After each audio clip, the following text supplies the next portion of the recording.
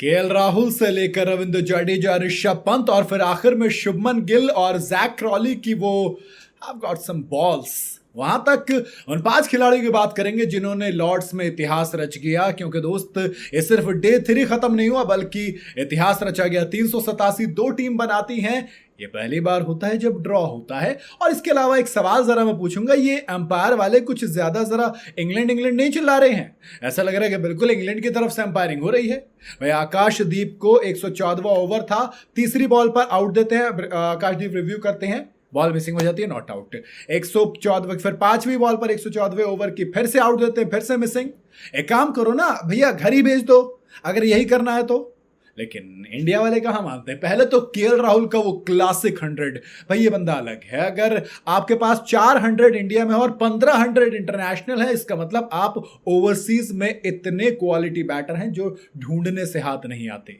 मैं अभी भी कहता हूं, मैं हमेशा कहता हूं कि केएल राहुल को इज्जत कम मिलती है, वो बहुत बड़ा खिलाड़ी है दोस्त, बहुत बड़ा। लेकिन साथ में रविंद्र जडेजा, भाई क्या कमाल कर रहे हैं यार। जब से उनको कहा है कि जड्डू में वो दम नहीं रहा, जड्डू ने कहा कि तलवार वाला सेलिब्रेशन अब जरा दिखेगा और रेगुलर दिखेगा आपको।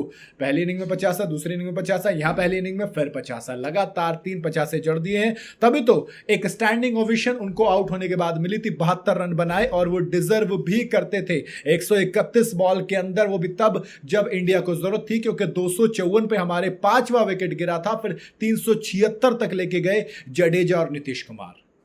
वाह साहब वाह, ऑलराउंडर हो तो ऐसा हो। कभी शार्दुल ठाकुर जो काम किया करते थे, जिनको हम गोल्डन आर्म कहते थे, अब नीतीश कुमार रेड्डी बैट से हैंड रन भी वॉशिंगटन सुंदर के साथ मिलकर ये पार्टनरशिप की थी। ट्रूली एक रिप्लेसमेंट। और गौतम गंभीर बहुत ज्यादा हाईली रेट भी करते हैं, तभी इंडिया में भी इनको मौका देते हैं। और अब यह मौका दिया तो उन्होंने एक बार फिर से जलवा दिखाया और बताया कि उनको क्यों इतना हाईली रेट किया जाता है।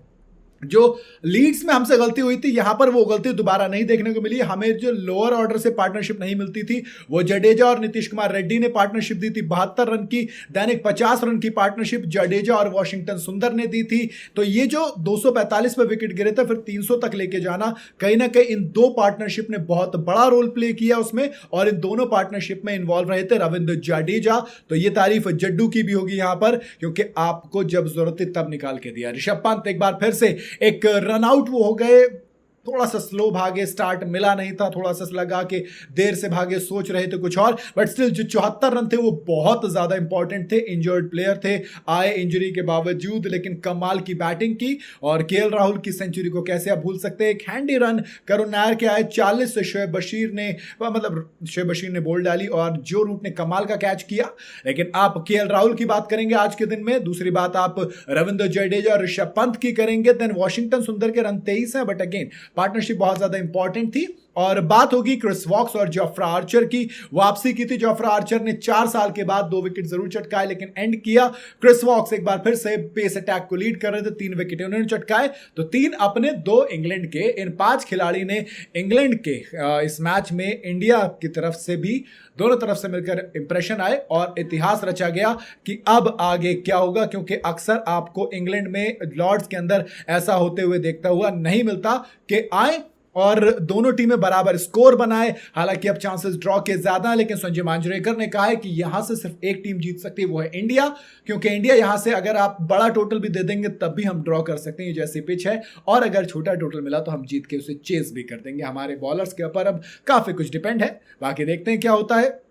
आपको क्या लगता है यहां से क्या होगा? क्या इंडिया जीतेगी या इंग्लैंड? किसकी तरफ मैच ज्यादा झुका हुआ है? आप अपनी राय कमेंट में जरूर बताइएगा। वीडियो अगर आपको पसंद आई हो तो इसे लाइक और शेयर जरूर करें, और जाते जाते चैनल को फॉलो और सब्सक्राइब जरूर करते जाइएगा।